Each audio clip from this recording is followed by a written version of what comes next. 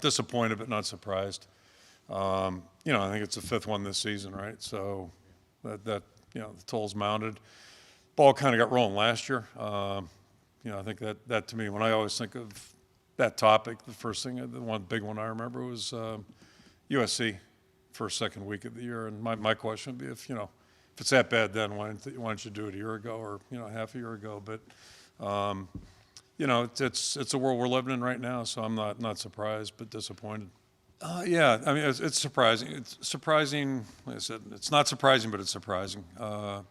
Yeah, you think about the success they've had, but again, I'm not privy to all the details. I'm not there, so I can't comment on a specific, any one specific. Although I just brought up USC, that one kind of caught me off guard at that point, just because of it was week one or two. That was surprising to me.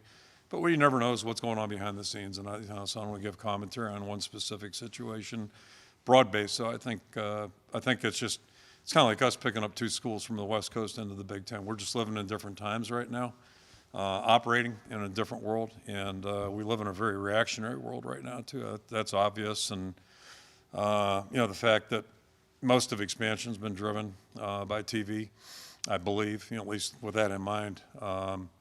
And that's not, I'm going back 10 years there now. So, we basically are in the entertainment industry, and some things come with that. And I think that's kind of what we're seeing. So it's, in some ways, we're becoming a little bit more like the NFL.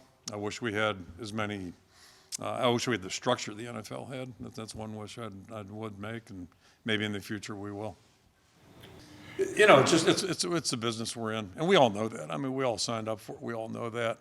It's just changing, that's all. And in my case, when I signed up, it's way different than it was when I signed up.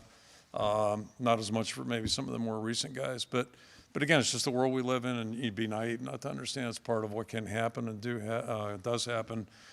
I still, I just go back to my roots. I grew up in a place where, the pro team just happened to hire a guy in 1969 that nobody had heard of, and then they hired another guy 20 years later nobody had ever heard of, and same thing last time they did it. So they've hired 3 coaches in 50 years that really nobody heard of, and they've done really well as any organization out there. And to me, philosophically, the challenge is more like if you're in a competitive endeavor, you understand that it's tough. It's tough to be successful, and it's tough to be at the top.